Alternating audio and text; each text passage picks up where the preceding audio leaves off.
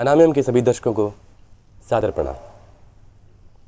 Corona की इस महामारी के दौरान सुनने में आ रहा है कि ऑक्सीजन सिलेंडर्स की काफ़ी किल्लत हो गई है। जो लोग वेंटिलेटर पे हैं, जिन लोगों को ऑक्सीजन की ज़रूरत पड़ रही है, उनको ऑक्सीजन सप्लाई पूरी तरह से नहीं मिल पा रही है। खुद लोगों को भी अब पल्सोमीटर, SpO2 मेजर करने की ज़रूरत पड़ने लग गई है। ये एक हमारे रूटीन में शामिल हो चुका है कि कहीं ऑक्सीजन की कमी शरीर में ना हो जाए।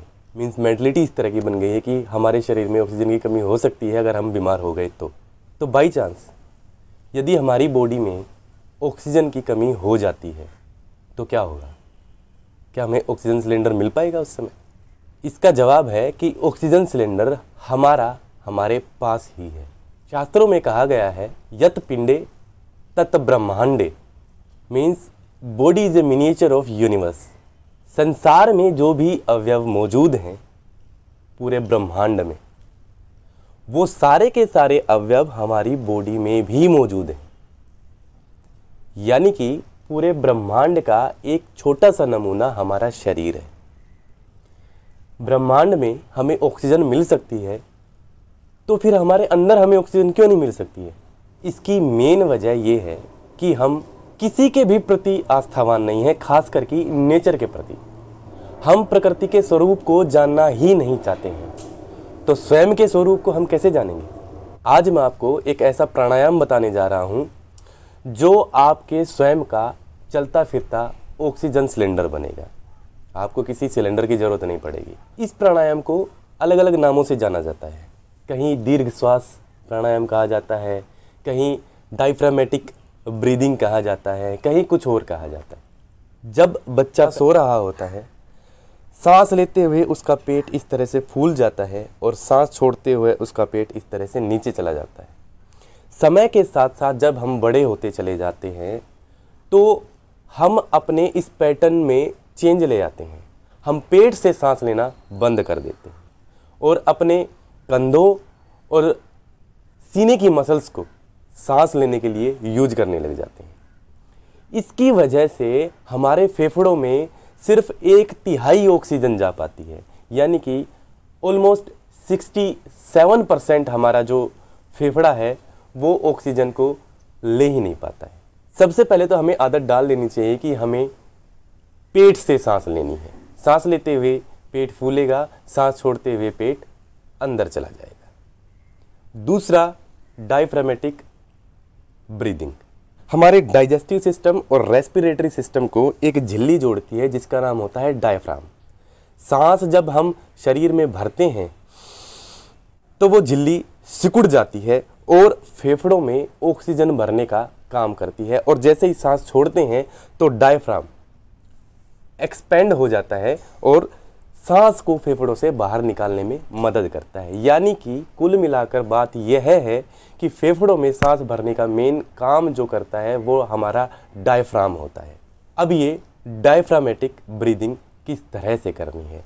हम बैठकर भी कर सकते हैं, हम लेटकर भी कर सकते हैं। बैठकर करने के लिए सिंपली कमर को सीधा करेंगे, आंखों को बंद करेंगे, धीरे धीरे पेट का एक्सपेंशन करेंगे। यानी कि श्वास बहुत ही मंद होगा और बहुत ही लंबा भी होगा। धीरे धीरे पेट का एक्सपेंशन करेंगे। उसके बाद श्वास को हम चेस्ट में स्थापित करेंगे, कुंभक करेंगे यानी कि थोड़ी देर होल्ड करेंगे और धीरे धीरे नाक से सांस को छोड़ देंगे। जब सांस को छोड़ेंगे तो हमारा पेट अंदर की तरफ संकुचित होता चला जाएगा। दूसरी विधि जो मॉडिफाइड वर्जन है, आज की आवश्यकता के अनुसार इसको मॉडिफाई किया गया है, वह मैं आपको आज बताता हूँ। इस तरह से हम लेट जाएंगे, अपने पैरों को शवासन की तरह खोल सकते हैं या पैरों को मोड़ भी सकते हैं। हाथों को थोड़ा सा दूर रखेंगे, हथेलियाँ ऊपर की तरफ, आंखें बंद। धीरे धीरे सांस को पेट से भरेंगे और चित्त को नाभि पर स्थापित करेंगे।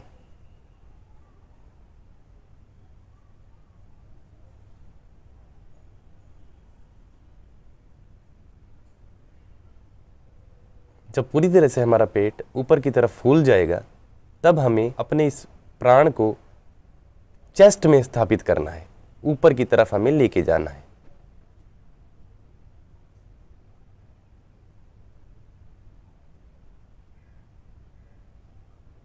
यहां पर हमें कुछ देर के लिए होल्ड करना है। अब हमें धीरे धीरे उसी तरह से हमारे सांस को छोड़ देना है। जब पूरी तरह से सांस खाली हो जाएगा तब हमें इसी मुद्रा में उड्डयन बंद लगाना है और साथ में मूल बंद भी लगाना है।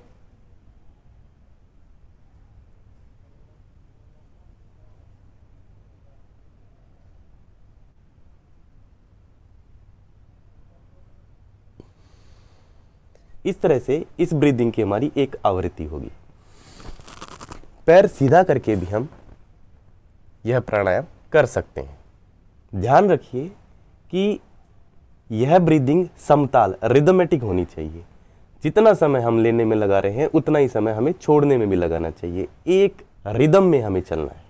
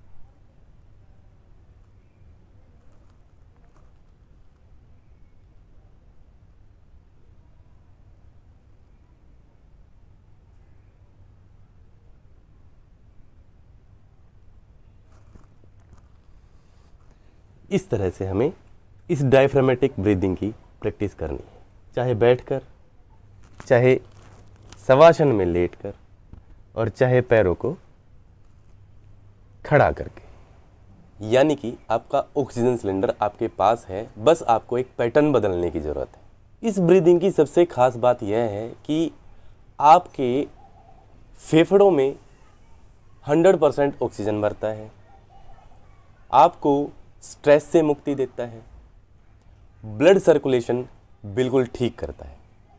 और जब सांस पूरी तरह से आ जा रहा है, फेफड़ों में पूरी तरह से सांस भर रहा है, डायफ्राम अच्छी तरह से काम कर रहा है, तो बॉडी के अंदर पाइप्स में जितने भी बैक्टीरिया या वायरसेस हैं वो सारे के सारे मर जाते हैं। इसलिए यह प्राणायाम आज के दौर में सबसे ज़्यादा ज़रूरी है। तीनों टाइम खाना खाने से पहले 5 मिनट के लिए आप इस प्राणायाम को जरूर करें। सुबह 15 मिनट 20 मिनट आप इसे जरूर करें। 15 मिनट करने के बाद आप खुद ही जान पाएंगे कि हमारे शरीर में क्या चेंजेज आए हैं। योगासन, प्राणायाम और पॉजिटिव माइंडसेट से आप किसी भी चीज़ में बदलाव ला सकते हैं। खास करके जो बुरा समय जो अभी पूरी पृथ्वी पर चल रहा है, सहन करने की शक्ति आपके अंदर समाहित हो जाती है। याद रखिए, समय कभी एक जैसा नहीं होता और ये बुरा समय भी क्षणभंगुर है। यदि आशावादी और साथ मिलकर चलेंगे तो यह समय भी गुजर जाएगा। ये तो बस एक धुएं का बादल है, तेज हवा चलेगी तो यूं ही छट जाएगा। कितना भी बुरा वक्त क्यों ना हो, सुधी धीर धरो, ये भी कट जाएगा। पॉजिटिव रहें, इन्फोडेमिक से बचें, जागरूक बने। याद रखें, जागरूक में और अराजक में कुछ खास फर्क नहीं होता है। अराजक की तरफ ना जाएं, जागरूक रहें। इस ब्रीदिंग टेक्निक को परिवारजनों, प्रियजनों के साथ साझा अवश्य करें। आपके उत्तम स्वास्थ्य की मंगल कामना करता हूँ। आने वाली वीडियोज़ में फिर मुलाकात होगी। तब तक के लिए सादर प्रणाम। आरोग्यवान भवतु।